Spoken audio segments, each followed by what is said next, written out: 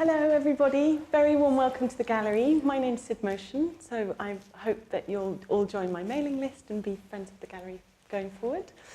We are lucky enough to be sitting in Joe Dennis's solo show Matter Out of Place. We will talk this evening about the exhibition and then we'll open the floor to questions, so please do prepare some thoughts for the end. I'm joined this evening by Rodrigo and Joe herself. Rodrigo is a curator of photography and moving image generally. So the perfect person to speak about this work, which starts in photography, but of course you see in these site-specific installations include painting, sculpture, and more. One of the aspects that I really like, I myself am a curator, mainly of photography, but I wouldn't place this work in a sort of entirely photographic realm, but I also wouldn't place it completely into the painting. One of the things that I discovered through that first approach at AMP and also here, and looking at the work that Joe did both at the chapel and the derelict houses and the safe houses, I tend to sort of think about it as a dialogue or as a work that then becomes part of the fabric of the building, of some sort of if you will, like a conversation, or like using the architecture and the spirit of the place to extend the borders of the work. So it has photography, of course, it has a painterly aspect to it, but I think these two are there just as raw materials. You can see that the photograph and the painting sit side by side as elements with the other elements in the room. I was thinking exactly the same today. There's no hierarchy for me between painting and photography. I know, painting, there are purists in painting as there is in photography, but for me there's no hierarchy, and that's how I make my work. So I was thinking about drawing parallels between the spaces that I'm in and how they're layered, and our relationship with paint on a domestic level, how we cover things up and we repaint things, and drawing parallels to that as my process. So maybe having a photograph and painting over it, or peeling back, or just covering part of it that I don't really want to see, or so yeah, drawing parallels between the two without a hierarchy. Yeah. And the other aspect is all the found elements. Yeah, of course. Is there any? Can you describe a little bit more how this sort of stands? Yeah. So in my studio, I collect lots of bits, stuff, rubbish, other people's rubbish, and also in one of the houses, I also took out about a whole room's worth of plasterboard. So like crowbarred it out of the space and took that to my studio as well, which actually then became a sculpture that I showed at AMP. I sort of repurposed it into a dressing screen. But yeah, so these sort of found objects, it's also on the street, if I just see something interesting that's got that kind of, yeah, like you said, a spirit about it, or something that's been well worn or used and it's got a bit of its own history, that's it, that'll grab me. Even if it's just like a bit of cardboard or a stick, these things sort of make their way to my studio. And wait until wait until they speak to me and tell me what it is I'm going to do with them. So like at the moment, today I was looking at sort of like 10 sticks that were joining chapel chairs together. So they had a purpose of sort of keeping the chairs a certain distance apart, and then they've been taken off. So they've got a lovely sort of striped patina going across them. And I don't really know why I've got them in my studio, but they're waiting to find out, yeah. Well, it was lovely for me to see how that informs the work. Joe and I, when we came to install the show, were making these as site-specific installations, and I hope you don't mind me saying we'd been to the skit to I find made the Sid get in a plasterboard. skip with me. Yeah. And then, of course, for you to paint onto the vinyl while you were in the space, you were informed by the pink, and it was a lovely kind of synergy of how it was. Yeah, so the pink all plasterboard that's in this show, especially over there, you can see the tall pieces. I actually picked up out of a skip the day that Sid came to pick me up or pick my work up from my studio. And I was like, oh, you know, the plasterboard that I've got in my studio is just not right. But I'm pretty sure if I just jump in that skip, I'll find something interesting. So that's what we did the morning, and then just like, I had lots and lots of stuff. So we basically filled the gallery and then did a massive editing job.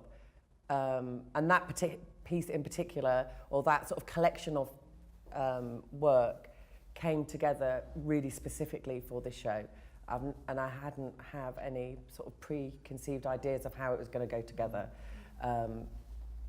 Yeah, it was just a matter of going, oh, this and this and this. And then the last thing that I did with this installation was to spray it with the fluorescent pink spray, which was the last sort of little thing that I could sort of pull all the elements together and have them. That's kind of like the glue to the piece, was the pink that I sprayed onto the vinyl behind. I don't know whether you can see it, but it's kind of like a halo around the frame, and then down the plasterboard as well. There's one thing I think it'd be great for me and for all of us to know is a little bit more about your studio and the work that you do in the studio, and how this kind of space really works. Do you kind of bring everything into the studio and just chuck it in, or do you have a specific I order? sort of work on about maybe 5 pieces at the same time in different ways. So I'm quite impatient. So if something's drying, I'll shove it out of the way and pick up something else. Like for here, I might be working on 4 different things at the same time, moving them around, and then sort of drawing, you know, so, oh, like that, oh, I like that on that, I'm going to put that over there. And then things start to have a connection between them. It might even just be like the use of like the blue pigment, powder pigment, that I might smear on a photograph over there, which has actually got nothing to do with that, but, you know, just like crossing over all the different materials. But yeah, it's quite chaotic, and you generally can't walk into my studio without stepping on something. So if I have anybody come in, I have to really tidy up and make it presentable. But yeah. Because one of the, I think, most special things in this show is that dialogue. If you see now that when we have a chance, there are some elements that were here proper to the room, like exactly. That bit of conduit and integrating that into the work. I don't know if you've had the same thing with other exhibitions and other artists that you've had here. Maybe that's a sort of... Not so much. I mean, of course, there are various features in the room that I'm always aware of when curating the shows with the artist, but we discussed them much more. I mean, it really was site-specific in that sense. I mean, so much so we talked about using certain elements in various ways. This vinyl, for example, was cut to size, although it did almost fit totally perfectly. So yeah, it became part of the space in a different kind of way. And originally this vinyl wasn't going to be here either. No, in my mind, when we were planning the exhibition, this wall was going to be this installation. I didn't know what it was going to look like, but I sort of described to Sid that I wanted to shove everything together and have these certain elements sort of flying off outside of the sort of main thing. And the main thing, the starting point for this piece, is the vinyl, this piece here that's stuck to the wall. And then I was looking at the photographs of the space, and I noticed this lintel going across. And I thought, actually, that's really interesting for me. You know, the way, the shape of the space, and that basically informed the rest of the installation. It's like, actually, no, it needs to go in the corner, and it needs to go under that, and down to the electricity lines, and yeah. So yeah, this installation happened in this space, and it was just lots of different elements from my studio that had informed each other. A lot of it was to do with the colours, you know, the blue hues that come from the chapel and the pinks. But it was the first time to put it all together in one place. Because probably some of your artists in here as well, and I remember when Sid and myself went to Joe's studio to see a few of these works.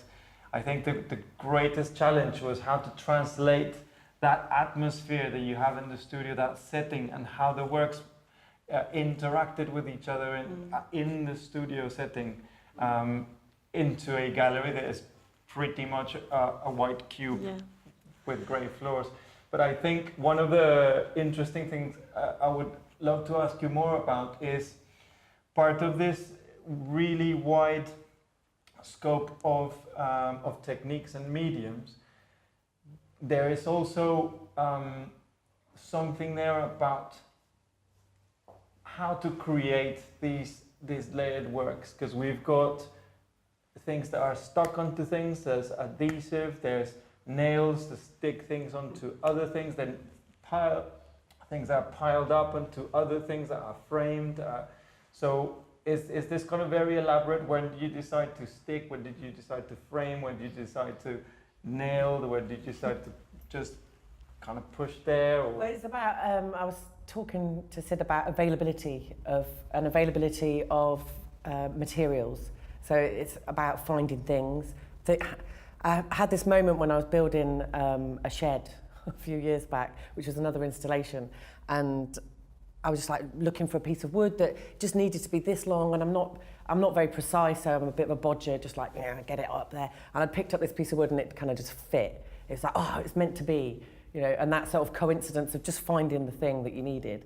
And that is how I work in my practice always. It's like, that is there. Oh, I don't have any white. Oh, but I've got this household paint that I've pulled in off the street and it's a bit mouldy and crunchy. Well, I'm just going to see what I can do with that instead and sort of use what is available to me.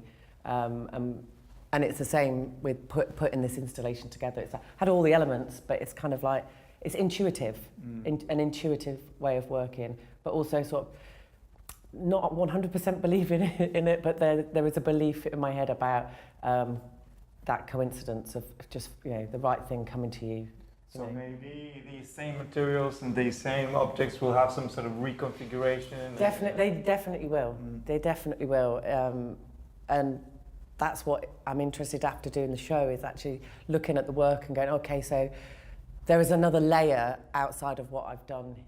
And that next layer, so already I've come in and photographed one detail of that installation, which will be the starting point of a new piece of work. So it's kind of repurposing is a big part of it as well. So reusing and repurposing sort of old materials and my own work. I never throw away like a canvas or a painting that I'm unhappy with. It just stays in my studio until it has another reason to be, or it gets painted over or turned into something else or shredded to make some stuffing for something. So yeah, a lot of it's about reusing as well. And that kind of makes me think, how has it been for you to kind of live with these works here at the gallery? Have you seen them change with days? Very much so, yeah. It feels like they change every day. I think because there's so much in them. There's spare seats in here? There are. Do you come to the front? One there. I think because they're so rich, there's so much to see. And the irony for me is my space didn't look dissimilar to that when I took it over. Yeah. So I did everything I could to make it not look like crumbling walls. I've come in and messed it up again. Well, if only we'd met sooner, maybe.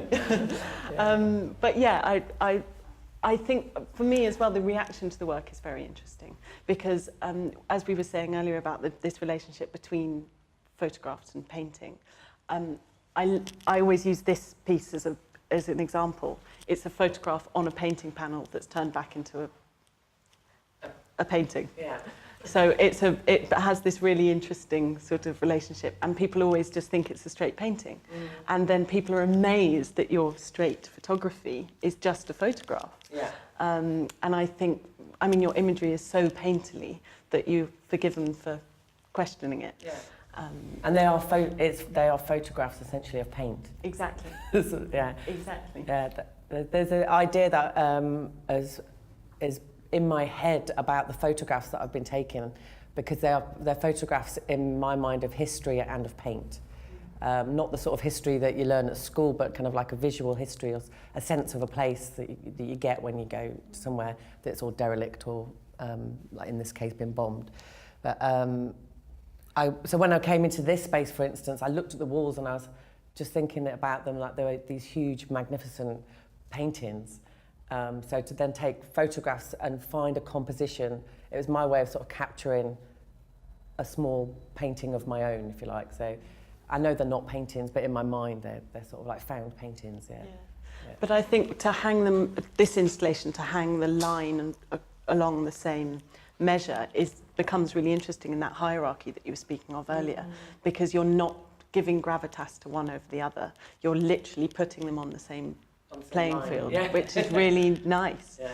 And of course, again, why people can be forgiven for saying, what's that? You know, what language is that sitting in? I think also the richness of the subject matter. So we are talking about in this show and in previous work about archaeology and about London being these incredible palimpsest of layers, and how with photography you go to these places sometimes to take photographs, but sometimes which was the thing that impressed me at the very beginning. You just said, "Oh no, I've got to take it." So it's just this. I actually took the wall away with me. Yeah. Took the whole wall away because there was something on the material that transcended that photographic representation. Yeah. But is the peeling off of the layers, but then building back. It becomes a double kind of practice, a double kind of game of discovery. But the discovery is both in the peeling away, but in the discovering layers that lay behind, but also in discovering things that can be then put on top. I think one of them is more akin to photography and one is more akin to painting. The sort of game of addition and subtraction and layers. But it also, in my mind, and especially here, you can see very subtly how it also has to do with architecture in the place. Yeah. I think the next big thing would be to come in with a electric drill. Thanks, Rodrigo. That's really and start peeling off the because I was just walking from King's Cross, maybe most of you did, and that building in front of the street is just very new, but you can feel this side of the street has some sort of history, some sort of personality. Absolutely. And I think there's a remit of this to this sense of patina. Yeah, well, that's what interests me. The patina is the word. That's the thing. That's the thing. I just wanted to say about the whole layering of it's the layering of the paint in our lives, because all of us sort of deal with paint one way or another. So in our domestic lives, for DIY purposes, also out on the street. I think there's probably everybody in the room has wanted either done it or taken an Instagram picture of a peeling wall or a peeling something. And there's something in my mind where I was trying to figure out why we all like the gate that's peeling better than the gate that's just been newly painted. And yeah, so my idea was that it was that thing speaking. It's like an oral like a history to you, a silent history. So it speaks to you in a way that, you know, it's not exactly saying, oh, so in 1844 this happened. It's more like, oh, I can just feel that there's some sort of history about these places, and that's kind of what I was trying to. I don't want to copy it, and I don't want it to be a pastiche of that. It's more like, well, that's the starting point, and then with what is available to me in my studio, let's see where it goes. Yeah. It's one of the reasons we hung as an introduction this work here. Yeah. It was actually one of the last pieces we hung when we were putting the show together, but I feel it's really successful in kind of introducing people to the work. It is a piece of wall. Yeah. It's a framed piece of wall. So the rest are studies of wall, but that is the real thing. That's the real deal. Yeah. That's part of the house that I took the walls out of. Yeah, a small piece. Again, I was thinking about the composition and how you can, when you take a photograph, you're framing things, aren't you, and finding what's pleasing to you, and you're making choices, and that's what I did with the walls. I took the walls in the most amount that I could take out of there in whole pieces, and then some of them sort of fragmented and fell apart on the journey to my studio. But I was finding pieces that were like small found paintings, and that's what that one's become. And so everything else in the show can point to that, or that can point to everything else in the room. Yeah. For me, and might be a little bit contentious, but I also think about the person who's acquiring the work. And it's a question to you, because I always go into exhibitions, and I love going to artist studios as well. And even at the end of the day, after a few, glasses of wine, we end up reshuffling things, and maybe today we end up, But once a collector or a client of yours, someone goes, well, I want to buy it, then I still have this question of it is so particular to this place and time, and to this exact configuration. How would you then take it to another place? How would you then take it to, say, someone's house or someone's barn in the middle of the Alps or whatever they keep their collection? Well, it's a very good question, and I think when I first visited Joe in the studio, I'd seen this vinyl, and I'd seen the layering he was starting to do. So really the show was based off the fact that I knew it was going to be very layered. But I suppose in truth, I think one of the reasons the work is so successful is that each piece stands alone so well. I think we started to break down the installation, actually an idea that we all had together in the studio, just to kind of prove how well the individual elements do work when you start taking them away. But I really do believe that that they can they hold their own. You don't have to know the story. I mean, it's lovely to hear about the chapel and to hear about Peckham and look at this as a body of work. But I genuinely believe you don't need to know that. Compositionally, they are very strong. As colour, I think there's so much going in each of them. I think viewers, when they have a look at this one, which is really busy, might find it difficult to imagine it. Yeah. To make that leap of what's that going to look like on its own. But I'm lucky that Sid allowed me to sort of just not. Didn't want to worry about that side of things. It's actually I wanted to make this layered thing and display it in this way, because I'd never done that before. So I'd started putting these bits together in my studio. I've been painting this on top of the vinyl in my studio and had all this stuff around the floor. And like you said, how are you going to get it out of your studio looking like this into a pristine white space? And that was our challenge as well. But it was good to have the opportunity free of that constraint. People have to be able to go, oh, well, I want to buy this one, and I know what that's going to look like in my wooden cabin in the Alps or whatever it was you said. But yeah, they were made as individual pieces. They've just come together like this in this space. I think the frames also pinpoint different things. When you've got a frame, you've got this idea, you can lift it as a that's unit. True. Yeah.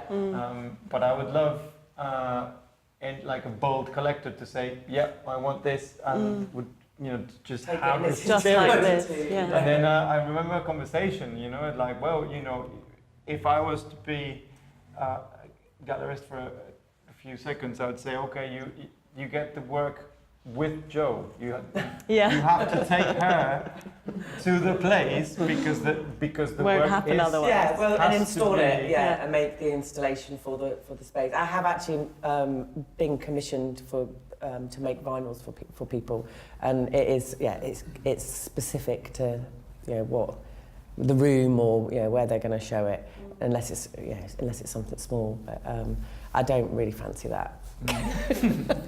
So maybe not. I think what I was certainly surprised by when we put the show together is when we were building the installations, as you said at the beginning, the room was full of material. We could have used more, we could have used less.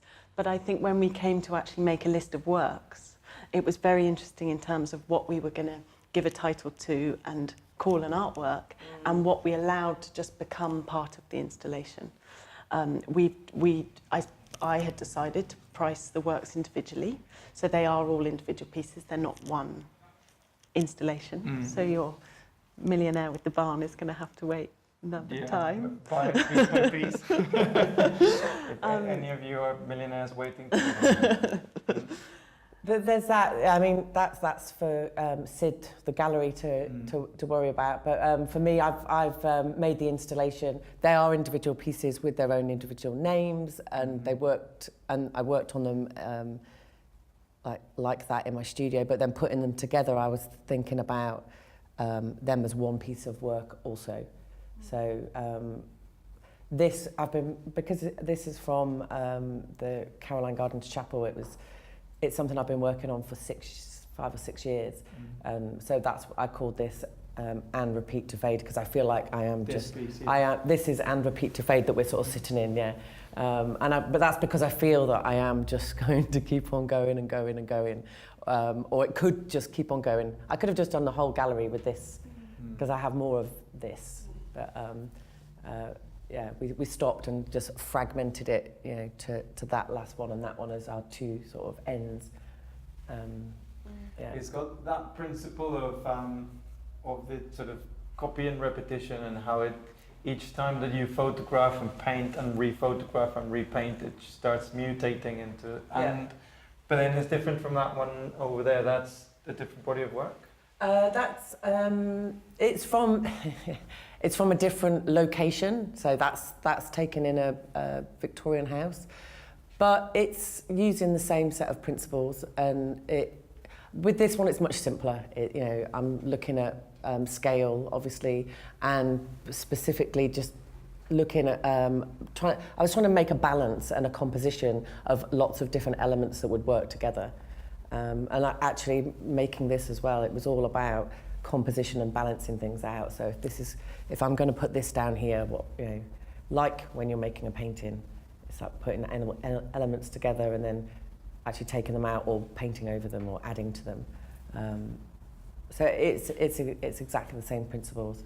And then the found pieces are bits and bobs I found on the street, the perspex and the plasterboard. But then the piece behind us, which we'll see when we clear out, is a piece of found perspex that is it a question that it's become resolved enough that you're happy to make it an artwork in its own right? It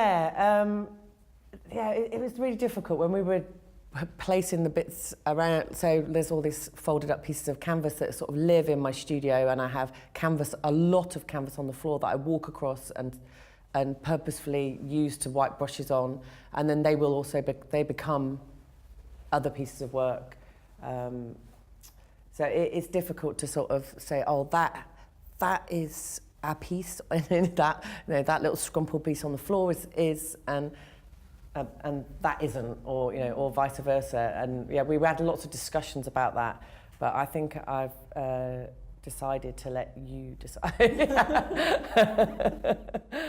For me it's all one. So, but this feels resolved to me. Not so much the canvas on the floor. They're going to be repurposed, I'm sure. And I guess that's one of the main points. That the work will never be stable. It will always get you thinking about something else. What if I move this here? What if I then flip this around and photograph this and repaint that? It was like, in a state of flux. And actually it's the same thing about drawing parallels between the subject matter and the process. And, they're both in a state of flux. The visual landscape, the urban landscape is constantly changing, and it's constantly renewal and reuse and painting over and redecorating in our lives. And it's the same in my process in the studio. Reuse, tear it up, try again, cover it up, stick something else, nail something to it. One question that I really have to ask, because I never do, is with the experience, and this goes for both of you, the experience of the show, has it taught you something? Has it like opened a door to something else? Has it been both you as a gallerist and how to use your space, and of course you as an artist, working? I think the majority of artists that I've worked with that have studios like yours, this approach to the pristine white cubists always say, they just kind of come in with a hammer, ninja kick, because it's so alien to the fabric of the studio, and it's so alien to the actual world. You know, this completely clinical space. So if I think, and I hoped from the beginning of the project that the fact that you came in and installed, both of you through this dialogue really opened new doors into possibilities, into things that are going to happen in the future. Yeah, I think with this, I've making the lick of paint piece over there was an eye-opener for me, because I wasn't, originally I was going to hang that vinyl as a landscape. It wasn't working. So I had to just, reimagine it in the space. And I sort of sent Sid, you have to leave now. Just need to be on my own for a minute and have a look and see what I'm doing here. So she helped me hang the vinyl, this portrait, and then I sort of sat with it on my own and had to make the brave decision of actually spray painting it in the space and say, oh no, I know now what needs to happen, and just not to be afraid of that, and just be bold. Don't be afraid of the white cube, I suppose. Because things do change when they come into a space like this. That wasn't at all how I sort of had a sort of loose plan in my head, and it's like, well, I just need to chuck that out because it's not it at all now. I feel I'm still learning so much about this space too. This is my 5th exhibition in the space. I opened in June, so I'm a very young gallery. And I've never worked with an artist on a site-specific installation in this space before. And as I say, I'm always surprised. You put a painting in here and the dimensions look completely different. But this more so than ever.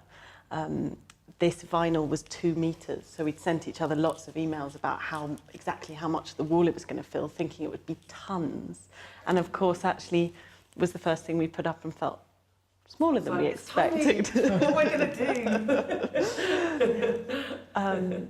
So that's very nice. I think also there was a moment that I realised it was important in my programme to have this show now, sitting in King's Cross, which is an area that this is happening to in a rather interesting way.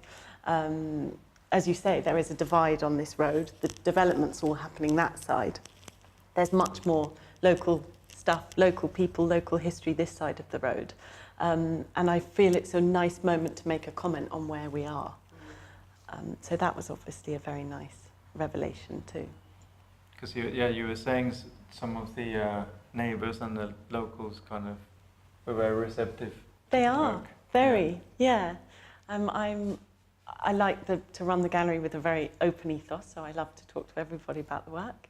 And I do get lots of the old guys from around the corner coming down, and they love it. They absolutely love it. They want some talking to about it, but once they get it, they absolutely love it. I guess, to kind of close, I mean, the idea is also to open doors to conversations, to open doors to questions. But for me, I guess what still remains interesting is this idea of never-ending serendipity, of everything, every act, every painting, every bit of wrapped canvas being there for a reason in time, and when it's not in the right place, you perhaps intuitively think, it will come to fruition. That I can't sort of speak for you, but it's very bold to have that spray can and say, a photograph in the gallery. Bold was exactly the word in my mind. It's that serendipity. You just go like this. is the moment. Yeah. This is what it needs to happen. That is that act, which I think is it speaks a lot for your work, and it speaks a lot about that. If you see a lot of the painting gestures, if you see a lot of the actual work, it takes a certain boldness to say, right, Absolutely. this big nail is going through this. Those actions are quite decisive, but they're based on a really strong intuitive force that I kind of think that you can rely on, because it's that's it. When you said about what have you learned, that's probably something that I could say I have learned, and that is actually trust that intuition, to trust it and have confidence in that, because you don't regret what you didn't do. You know, just get on with it, and then if it doesn't work out, just paint over it. Paint something else over it instead. Right. I think it'd be great to invite questions from the audience, comments, feedback on the works. So I was thinking that as you guys were talking, you were talking about different kinds of gallery spaces, and obviously you've got like the safe houses, which are kind of like almost a pristine semi-dereliction where they're preserved as derelict. And you've got spaces like this, which are derelict and then have become kind of a white box. Then you've got other gallery spaces which are created as a fresh white box or new build. And the question is, how does your work change by being in 3 different spaces? Yeah. So I have shown photographs at the safe house, and it operates really differently. It's also part of the reason why I ended up taking the walls out of there as well, because for me it was like, it wasn't. It's not the right place to show this. I thought, it's like actually the place itself is better than the work. So actually, I should just show the house on its own as the piece of work. So for me, it operates. It's much stronger outside and in a white space, because it actually gives you.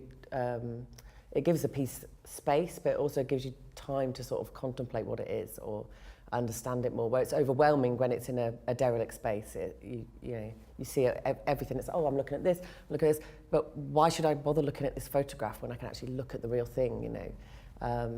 So yeah, I think it operates. It's more interested in a space like this. Yeah, I think if it was a purpose-built gallery, it probably not really much difference for me to install it. I guess I wouldn't have had that. Oh, yeah, look at this lintel's interesting, or that. It might have actually been more tricky if I couldn't have made it site-specific. It might have been more difficult for me if it was just one big white space. But I'm not sure. But it's something we certainly questioned when titling the show as well. The titles matter out of place. So Joe and I mean, you'd done lots and lots of reading on this, and it was a question about what things become when they're in a different space. Yeah, there's a quote that's where it came from. So I was reading a book which is called Waste, and it's a philosophy of things. So it's looking at our waste products and what one person will throw away, and what the history of that is, where it's come from and where it's going to end up. So the quote was about dirt, and this woman, and it's in the blurb, I can't remember her name, but she said, so dirt is just matter out of place. So it's just not in the right place. So she said something along the lines of, your feces, when it's in your body, that's okay. That's not dirt, that's just where it should be. But if you take it out of your body and put it on the kitchen table, then that's really gross, and that's matter out of place. So that's where the exhibition title came from. It's about it's about ordering your shit. Just getting things in the right place and ordering it. Yeah. So. Did I even answer that question? I don't know. Sorry. What came first with your practice, the painting or photography? What came first? Like way back when I first started was painting. So I started out painting, self-taught painted, and then went to art college and did fine art at Goldsmiths. So then at Goldsmiths I started looking at different media. I just wonder when they melded. I was definitely a painter when I started at Goldsmiths, and then when I left, my final show was photography and film. And then after that, I was like, I need to get back to painting. And yeah, it's a constant sort of pull and push in my studio life. It's like, you know, I actually do like to get my hands dirty, and that's difficult if you're trying to take a picture. Yeah, it's like, yeah. Sorry, what was your question? Do you think being in places like the chapel made you subconsciously adapt your style? I was really conscious, actually. It definitely did. I've always made work about what is in front of me, being inspired by what's right there. So it's natural that when I started working in this space, that it was like, actually, this is what I want to make work about, or this is going to be the start of something new. So yeah, my work changed at that time 5 years ago and I've been working on these themes ever since. Yeah. It's one of the most exciting things for me to come out of the show. When you came in to photograph the work, and the idea that your next print is from this body of work, it's just a lovely stepping stone to the next thing all the time. Yeah. Jo, can you talk us a little bit about this work? Because Yes. this is rather different from the other two installations. So this is much more closer to painting, and it is literally about, it's very literal, it's about patching things up, and looking at how we patch up our city, paint over graffiti in that sort of slapdash way, but you end up having the different colours of paint. So I'd seen this red door, and the owner of the door had put another piece of wood on it and then painted it red. But the red was a different colour of red. And then they'd done another patch-up job and painted that again, but then that was gloss paint, so that was another different. So it had all maybe like 4 different types of paint, but it was all red on it. And that was got me thinking about this patching up of things, the DIY aspect of it. And so I started to make these canvas pieces. I had made a huge one for an installation last year that I hung on the outside of a building, which was actually riveted together because it was such huge pieces. This is all just glued down, but it is that idea of patching up. I've also used this as an opportunity to experiment with different ways of working. So I've actually been painting with the cyanotype chemicals used, the photographic chemicals, which gives you all that, the blue patina at the top is actually the chemicals, and down the bottom corner it looks quite ghostly, something quite photographic just about the chemicals themselves.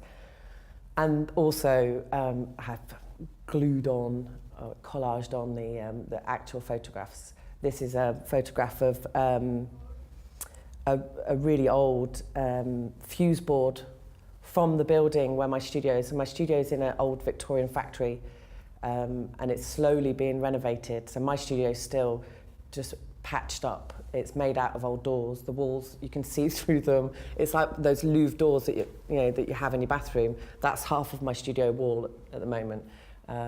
So my environment really sort of plays into my work, and that's sort of where that piece has come from. And it's one of many that I've been working on. Yeah.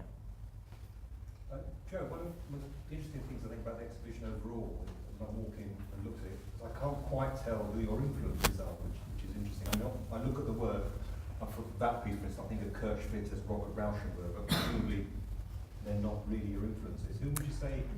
What I'm trying to say is they're fairly unique. It's funny because the two people that you have, that you just nailed it. What you said, yeah. No, yeah, actually, when I was at art college, that is actually who I was interested in. Yes, and I seriously went and saw the Rauschenberg show whilst I think, was it just before we installed or actually just after we installed? great show. And I was reading the book over, actually that's what it is, over Christmas I read the blurb in the book, and that he was talking about that thing, availability of materials. And I hadn't realised that that's how he worked, but I realised that there was something about how I worked, and I was quite happy about that. I think he's got a great story where he used to, he's quoted it on something where he'd walk around the block, and if he couldn't find anything interesting to use, then he'd walk around a bigger block, then a bigger, till he found material that he could use. Yeah, that sounds like me. Yeah, that's kind of and that is that about availability of things and just there. Yeah. And the ability to recognise them. Whereas Yeah. you wouldn't recognise them. But also to make mistakes and take stuff. You know, I've got things in my studio. I just think, why are you keeping that? I don't even know. Yeah. I might never do anything with it. You know, it may end up in. Everything has its time. Yeah, that's it. Yeah. So as far as influences now, there's lots of artists that I love, but I wouldn't say I don't take aesthetic influence. You know, it's more about ideas or about their subject matter. So, yeah, we were talking about Cornelia Parker's work. We were talking about Rachel Whiteread. Their practices are very interesting to me. Yeah, I can see that now you say that. I can see Yeah, that. I'll have that yeah. list. Yeah. Thank you. Any more questions? Yes, so this piece is an old Victorian house. You know, is That was a starting point for it. Yeah. Starting point where the materials have come from. Yeah. And this is like a silent chapel, right? Yes. Yeah. So because there was a gallery close by, Geddes Gallery, which was a rundown building and people imposed Yeah. their exhibitions on it and everything. When you went in those spaces, which is like a Victorian house really, when it was used as a business for many years, you were very aware of like the history and the domesticity around it and everything like that, you know, the layers of the peeling wallpaper and everything like that. Do you feel like you work that affects you, because there's a big difference between the chapel and a domestic kind of situation? Good one. Do you know what I mean? Yeah, I do. Yeah, because there is something different about being a domestic setting, because it kind of feels more human. It's more about the humans that have been there, and it can make you think like, what is the story here? And I have thought about that. Like, I am interested in the history of the place. The history of the chapel is very interesting, but actually it leaves me cold when after a while it's like, oh yeah, well I know that now. So what? Yeah, yeah, yeah. But even if I was to tell you what happened to the two houses, oh, and that one burnt down, and then the family moved out, and that's interesting at that moment.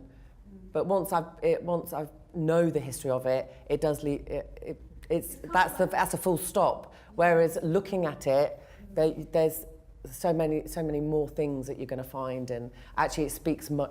It's much richer to actually just look rather than talk about it, rather than say, this is what happened in here. Yeah. This is why this looks like this.